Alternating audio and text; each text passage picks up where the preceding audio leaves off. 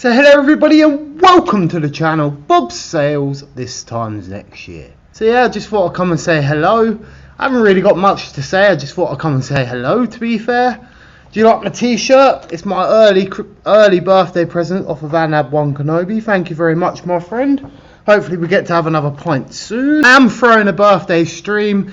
It is looking like it's going to be the 15th of September, probably 6 PM Eastern time, which is 11 PM UK time.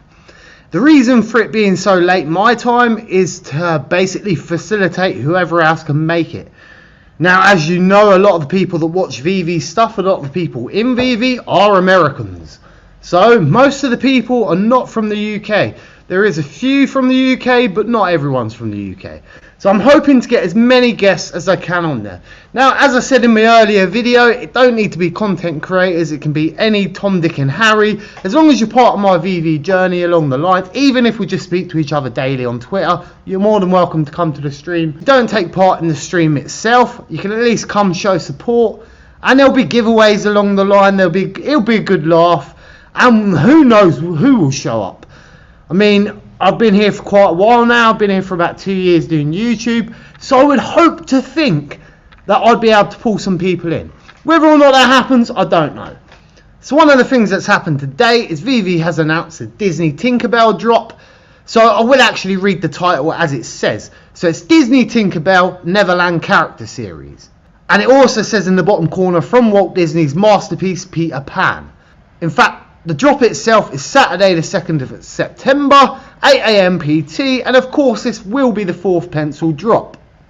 Now the pencils are actually doing really well. Ralph one's at 60 gems, I believe, Frozen's at about 25, and I believe Lion King's at about 25 as well. So they're actually doing really well, and considering most of the time you paid 40 gems for the drops, I consider that a win. So one thing I would say about the Tinkerbell drop, I will hopefully get a video out for that. I didn't prepare for that video yet. I did actually start making a video or start looking into the video of that. And there's actually quite a few dark sides, quite a few dark things about the actual original creator of Peter Pan. So not Walt Disney, but off the top of my head, I can't remember. A couple of weird things about how he come along with the story, and then the story changed over the years. He adopted some kids along the line after some mysterious parents dying, and then he adopted the kids, and then a lot of people over the years were basically trying to say that he was keeping the kids to just do what he wanted with the kids. So how true that is, I don't know, but yeah, there is some definitely some dark history with Peter Pan itself. And also some people believe Peter Pan was actually the bad guy.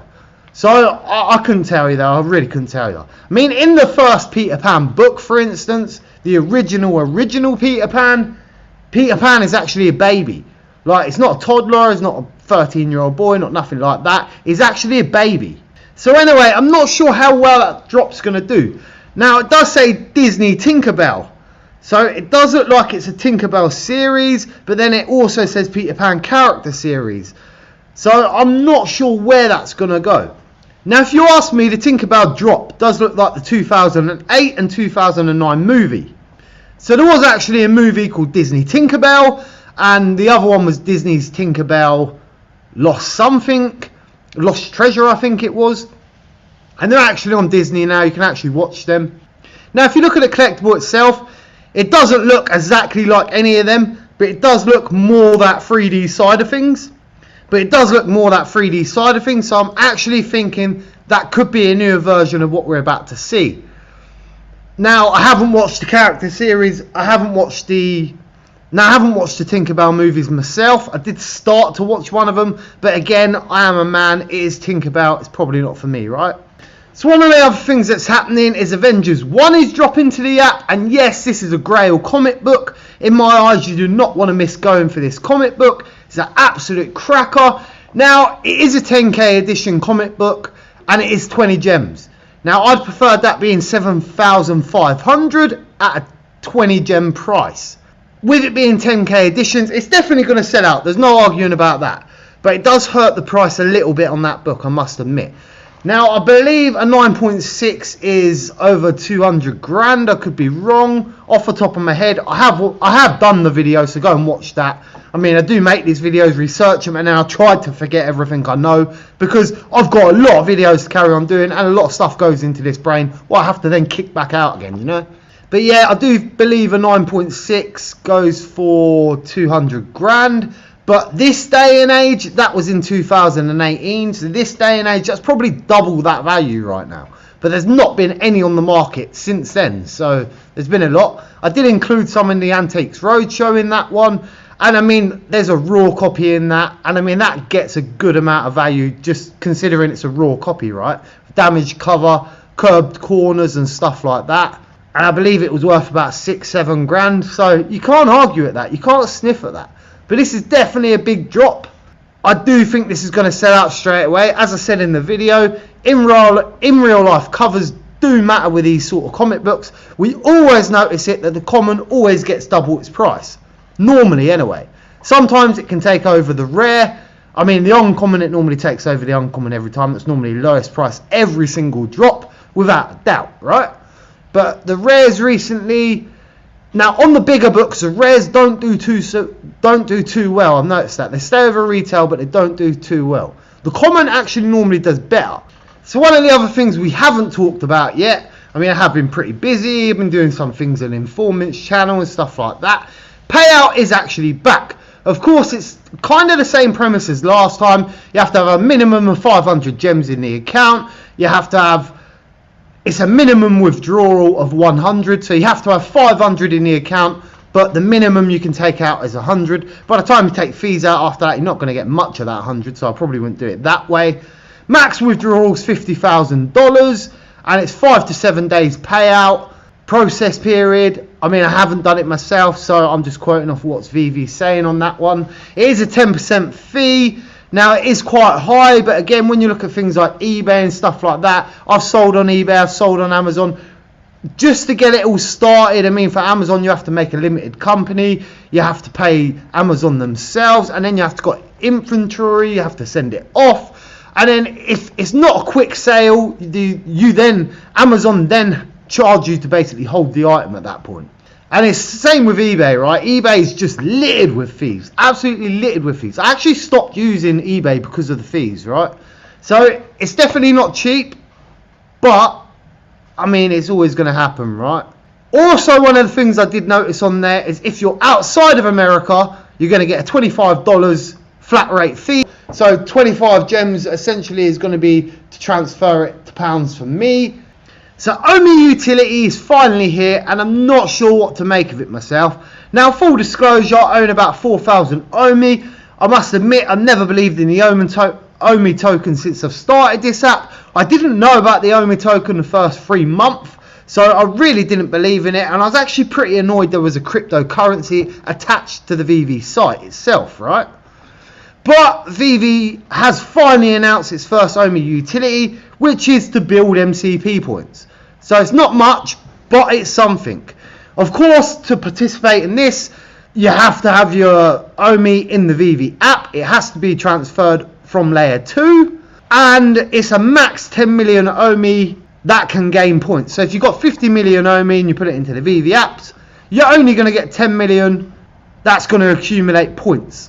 So do I think that's a good thing? Do I think that's a bad thing? So I do kind of think that's a good thing because there has to be some sort of limit, right? So everything just... So the master collectors in the app that are actually collecting veve items, veve collectibles, comics, stuff like that, don't essentially just get shit on, right? So there has to be a limit, I get that. Now the points. Let's talk about the points. So first off, I'll start with saying people that have held OMI this whole time definitely deserve something for holding OMI all this time. Like, that's 1,000,000%. It's been bad. I mean, a lot of the time we haven't heard a lot about OMI. For a while there, it was looking like we were never going to hear anything about OMI. It looked like some of the team members are left. And quite frankly, everything was up in smoke at one point. Now, the OMI price has gone up, quite rightly so. I mean, it does keep dropping back down, but it is going back up, right? So it does look good for the OMI token right now. But the only thing is, should you be a master collector for collecting OMI? So cryptocurrency is for one thing, you don't collect it, you literally buy it to make money.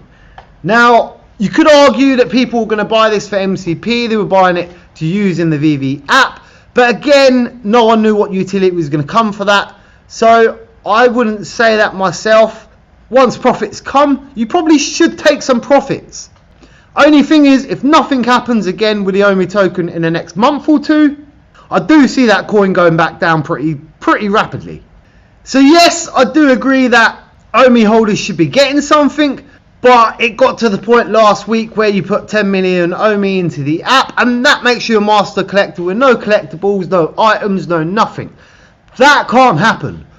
So everyone that's collecting veve NFTs, veve collectibles, veve items, if you're collecting now and you've actually held a collection, that should be collector's points. That should be master collector's points, right? I'm not sure investing in OMI should give you master collector's points. Maybe it should give you bonus points, but I wouldn't call them master collector points. Maybe I would put a second tier on there and show it as a second tier in the app as well, and say it's your OMI holding gratitude fund, or you're still getting MCP, you're still getting utilities, you're still getting something for holding the token, but I don't think it should be that much. Now, Alex did put out a tweet earlier to say that they have started to look back at the points, they have started to update the points, and it has started to look like the more OMI that gets put in by users, the less points that go into all the accounts, right? I don't really look into OMI too much. I really have got to look into OMI very much, but I don't tend to follow the OMI side of things. I mean, I do when I need to, but I mean, I prefer the simple side of life, right? One of the other things we did notice about MCP points, Michael Camper has been complaining about his points, and rightly so, I should say, rightly so. None of our points have been right since day one. I think everyone that's worked them out so far has realised they're not right. Michael Camper being one of the biggest people that worked it out, and probably one of the loudest community members to keep asking the questions about this. And I can't say I blame him. So I actually see a tweet tonight that actually looks like veve, like what Alex said, they've started to check the points, they've started to keep their re-evaluating them, stuff like that, and it's actually looking like the points now look accurate. So I'm not sure what they fixed along there, but they now apparently look accurate. Now, I can't tell you that myself, I haven't checked that myself yet, and to be fair, I wasn't that bothered about collecting for Masters collected points in the first place. I'm just happy the points I got. I mean, as soon as they announced they were going to be backdating all them points, I knew that was going to be a problem. I knew it was going to be a problem. And then after they come and they weren't right, I mean, to me, I wasn't going to start then stacking for the sake of that. But I also wasn't taking too much notice because, I mean, at this point, I could pretty much accept that that was going to go wrong. So the next one we should probably talk about is, yes, we should talk about Cryptotoys. So I've always said on this channel, I don't believe in Cryptotoys. The reason being is the box prices are 40 gems. There is a lot of additions and unknown amount on some of them. And they have no marketplace. That is the biggest worry for me. It's not worry, but it's it's one of the biggest functions of the veve app. That is actually my gamification. Alright, so I like to buy and I like to collect, I like to flip, I like to do both. But normally when I flip, it's to then keep the gems in the app and then buy more stuff, right? So although I like to think I'm making money, I feel like I'm making money the whole time doing this journey. I've not actually took any money out. And my account shows otherwise. I'm not actually making that money, right? But we should probably talk about Cryptotoys. Now, as I explained in my other video, I have been on Informant's channel with Mo and BE. That's a great channel. If you don't already, go and sub to that. They have been doing a lot of veve drops this week, ever since Vault's been gone. I mean, you do normally see them. So BE and Mo themselves, I normally used to bump into them on veve Vault's channel, right? Because veve Vault, you know, at drop time used to play drop videos and stuff like that. Well, BE was actually the drop for starters, but it changed his name to Informant, which kind of confused me a bit. Now I kind of realise why I wasn't subbed, because I probably see the account had changed, and then I probably thought, hang about, do I even know this person? So yeah, that was probably that reason. But yeah, since I've been on there, I have met near enough all the crypto team members. I think I've met all of them apart from JT. Now, I've spoken to JT in the chat, but everyone else I've met, right? Obviously, I've been on Informant's channel. Obviously, Superstar's an ambassador. Both of them two are ambassadors. Doctor Strange is kind of an ambassador. I'm not sure what that's quite working out as. I think he's going that route anyway, but not 100% sure. But yeah, I've got a lot of people in there. And again, I wanted to support some of the channels. So that was the only reason I brought 3 Cryptotoys, right? So I did do an 8-hour stream, Cryptotoys unboxing. And I must admit, it was great fun. Great fun. So although I'm not 100% on the company, it's definitely not an investment company right now, especially without a market.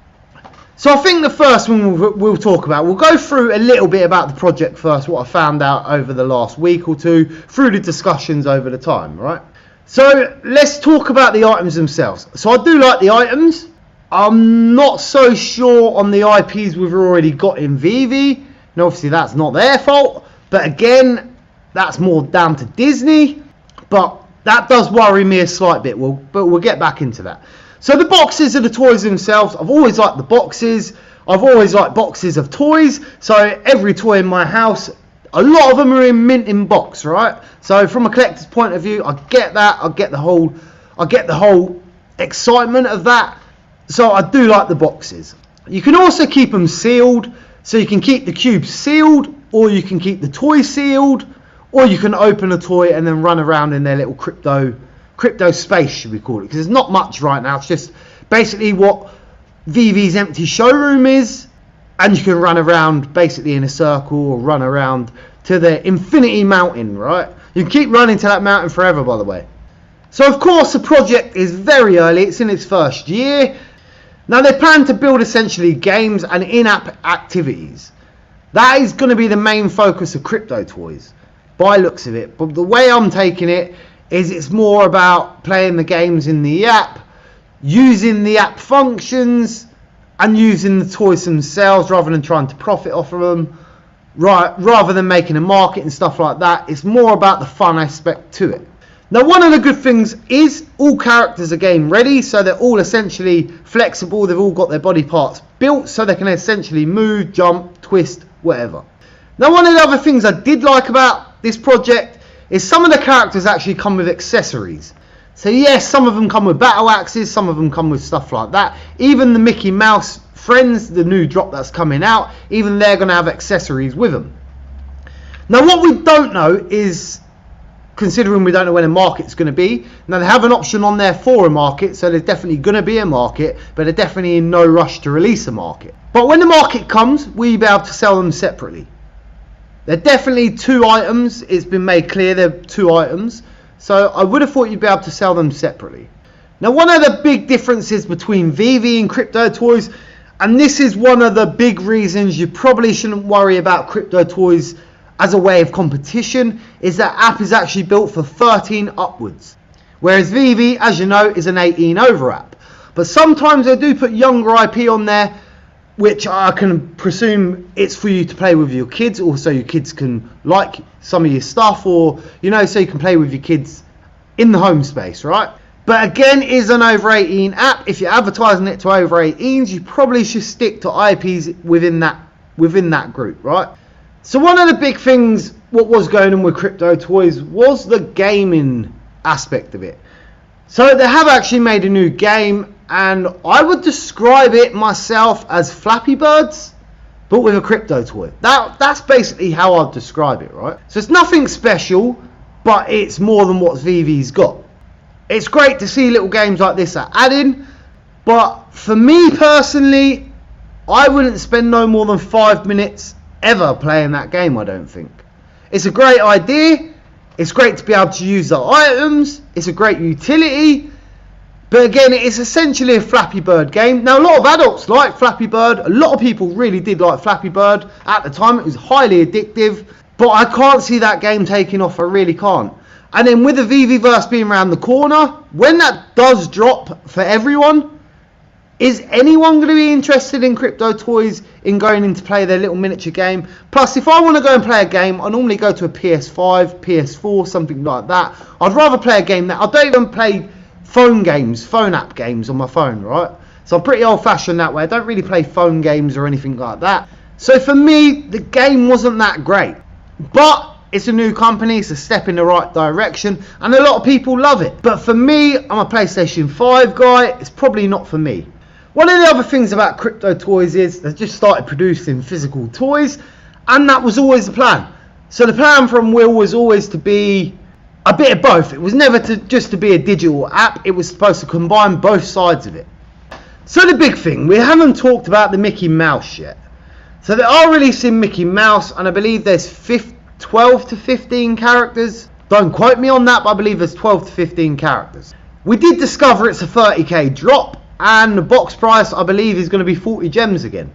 So for me, I can see why they've done a drop like this. It is a big drop for them, big IP for them. I must admit, they do have Star Wars, which is already Disney. But the Mickey Mouse, once they've got Mickey Mouse, that essentially means Disney's willing to give them pretty much every IP veve already got. But then, if they don't sell out straight away, will Disney be that impressed to keep giving them IPs knowing that the drops are not selling out? But let's talk about the Disney IP. So there's a couple of things about this. So one of the things I should mention is they're airdropping a Mickey Sorcerer Apprentice. I'm not sure what that looks like or anything yet, but if you collect the 12 items of the set, you'll actually get this airdrop to you, right? Only problem with that is it's going to be an expensive hold. So it's 40 gems an item. Essentially you need 12 to 15, and then that's providing you get every rarity on drop, right? So you can essentially buy 20 and you might still not get enough to complete that set. Now the only thing is with that, it's good to see them doing something, it's good to see them doing airdrops, but without the marketplace to be able to essentially buy what you need, or without the functionality to trade, I do believe that is a bit of a sore point for most people, and I do believe they probably should wait for airdrops until that is in place. Now if they do really want to take off, if they do want to go mainstream, there is one big thing you need to do, and it's of course the market. There's a couple of reasons for this, right? So not only is it fun to play in the market, buy and sell, we all know people love coming into the app for profit, and it does then essentially mean they can buy items without having to mint every single one, hoping for the best.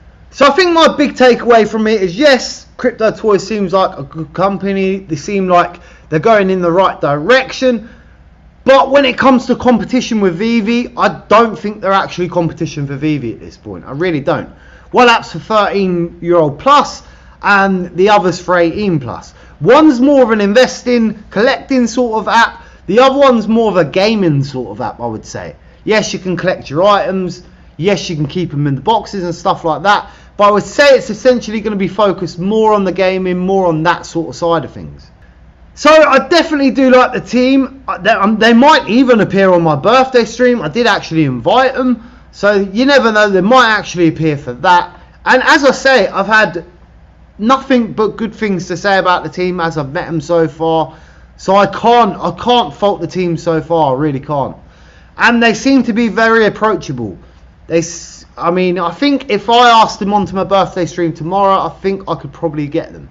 Now, if I was to ask David Yu, I am probably going to struggle with that. But who knows? He may happen to come. He does like half my tweets now and again. He did actually like my t-shirt tweet. Obviously, even veve liked my t-shirt tweet. And veve never like any of my tweets. So yeah, that's something.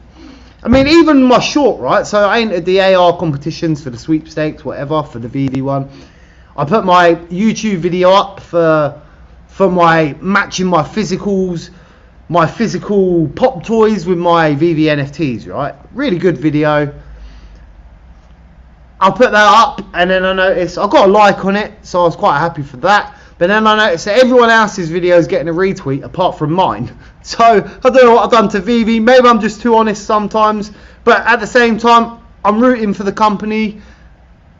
But I have to be critical sometimes as well. Same as Cryptotoys, right? Right now, I'm rooting for the company, because I've got so many friends in the project right now. I'm trying to stay level, and I don't want to FUD everyone's bag and stuff like that. But at the same time, I can still see from my cynical side, from my critical side, that there does need to be a marketplace before things are going to take off over there.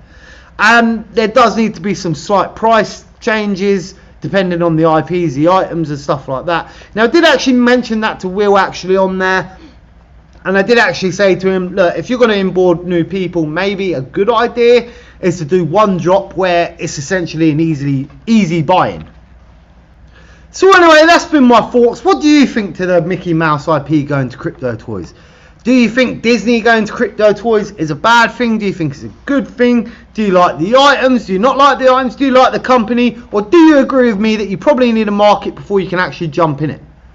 So anyway, I've been your host, Bob Sales. This time next year, we will be millionaires. At peace. Thought you weren't coming, Jan. I can't see why you have to stop and powder your nose every time we have a mission. Henry Pym, you're beginning to sound like a stuffy old bachelor again. And I intend to remain that way.